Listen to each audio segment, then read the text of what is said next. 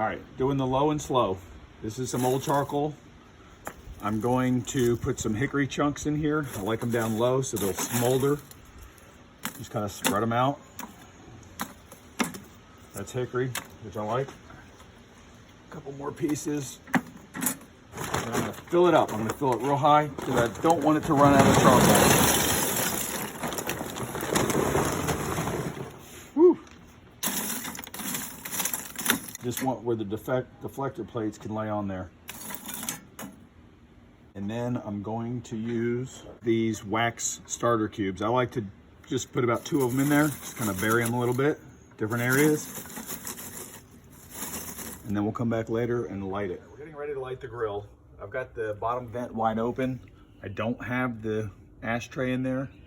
I'll leave this open, but when we light it, of course, we're just going to leave the entire dome open. Just gonna light this in about 2 spots. And then we're gonna let it go for, I don't know, 20 minutes, wide open like this. All right, the fire's going good. Now I'm gonna put the deflectors on the rack in the upper position. Then we're gonna shut this. I'm gonna leave it open. I'm gonna shut this and slowly bring it up to temperature. We're probably shooting for about 250 degrees. It's out about 220 right now. So I'm gonna close down these vents a lot. Just want the top open just a little. You really don't want to overshoot it too much. So we'll see. It's probably been about 30 minutes since I lit the grill. All right, so we see it's a 10-pound dry pork butt. Has a bone in it. Nice fatty piece, which I like. And then there's the fat side. We'll cook that fat side down. So basically we just open it up.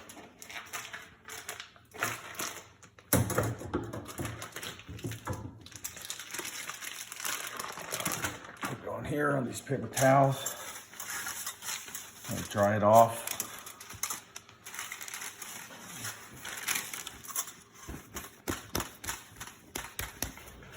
I dried it off. Now I'm going to add just a little bit of olive oil. Give something for the rub to stick to. This is the rub we're going to be using, this honey hog. I know it's the end, my hands are nasty, but that's okay because this will be the rest of it. And just, you really want to coat it good, all over. So we used the rest of this honey hog barbecue by Meat Church, which I really like. This is coated all over. I did the fat side, and now I'm just going to let it sit for a couple hours. Now I'm going to put the drip pan in here, and that is strictly to catch the grease. It's really not, I don't put water or anything in there. It's just more to keep the debris off of the deflectors. I should have got a big Joe, but this will do. All right, so again, we're just going to let the temperature stabilize and let the smoke get nice and clean. And we'll be putting some meat on here in a little bit. Couple things. I have the ashtray out. I'm not using that. Here's the bottom vent. Very slightly open. And the top vent, it's kind of hard to see. Well, it's barely open. And the temperature is about, I don't know, 210. I'm just gonna let it sit here for another 30 minutes to 45 minutes and just really let it settle in. It's burning clean, no funky smells. So we're just gonna let it burn, make sure the temperature is stabilized because I'm not running any kind of temperature regulator or any probes in the meat. I'm just gonna put the meat on and let it cook, kind of doing it the old-fashioned way. So it's been about 20 minutes and the temperature is right at 210, 215. There is how the vents are set. I'm gonna open those up just a hair. Okay, now I'm shooting for 225. I've got all day and night. It's about 9:30 at night right now. We're under quarantine, so Lots of time for the Corona cooks. Bottom vent, barely open.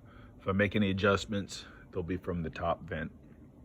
I'm gonna let it cook just a little bit longer, or warm up rather. And okay, we're getting ready to put the meat on. It's just been sitting here on the counter. Okay. Grill's at about 235. That's good. It's where we want it. There's the pan. I'm just gonna put the meat fat side down right in the middle of the grill, and we will check it later for temperature. Okay, there it is on the grill, fat side down, and looking good. So we'll see you in a couple hours. Just check the dome temperature, make sure everything is stabilized. Ooh, watch that. Don't let that happen to you. One last check. That's the bottom vent. It's probably, I don't know, just over 1/4 of an inch. And again, I do not have the ashtray in there. And here are the top vents. They're barely open. If you make any adjustments, adjust the top vent, not the bottom. Just leave the bottom like it is. Here it is, 7 o'clock in the morning. Grill has been cooking all night at about 240. That's good. Top vent, bottom vent. And let's take our first look. See what we're looking at. Ooh, that looks good. Take the temperature here.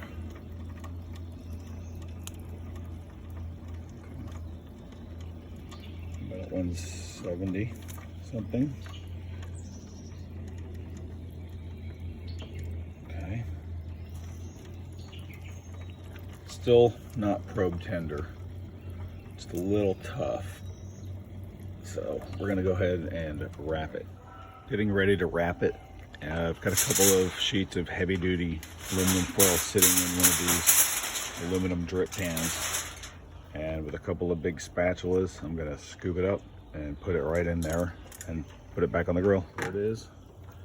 And you can see all that fat. That's what we'd use the drip pan for, just to catch the fat.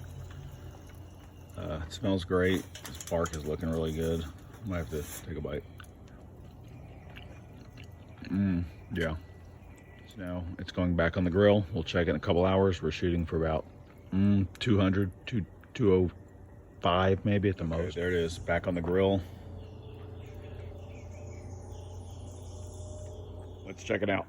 We've been cooking now about 12 hours. Take the temperature right through there.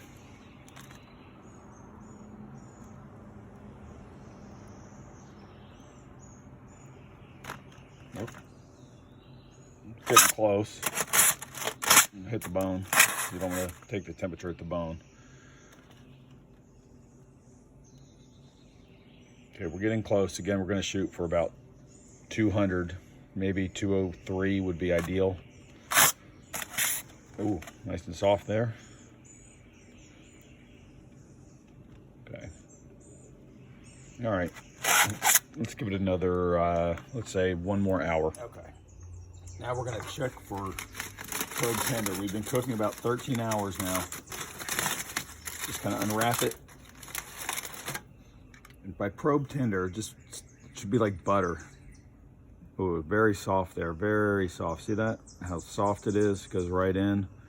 Check it here, looks good. And we'll take the temperature.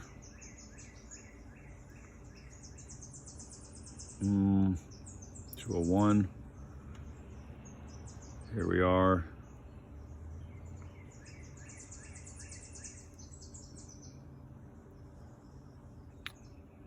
I think we're ready to take it off and wrap it.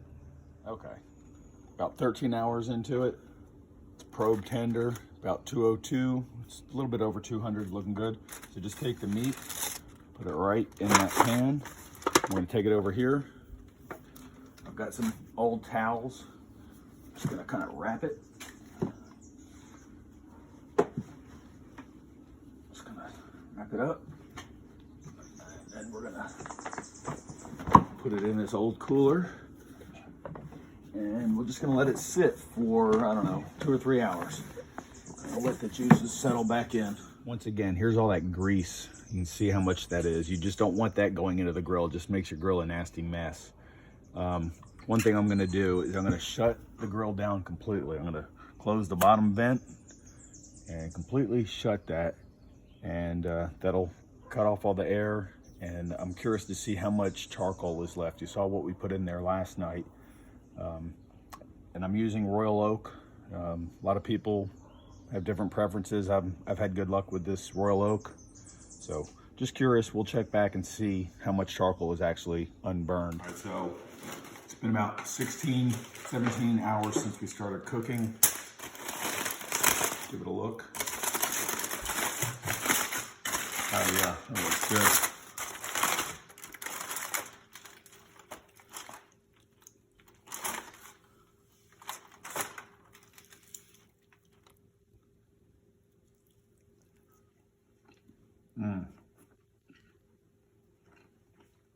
That's good. The hickory, the bark.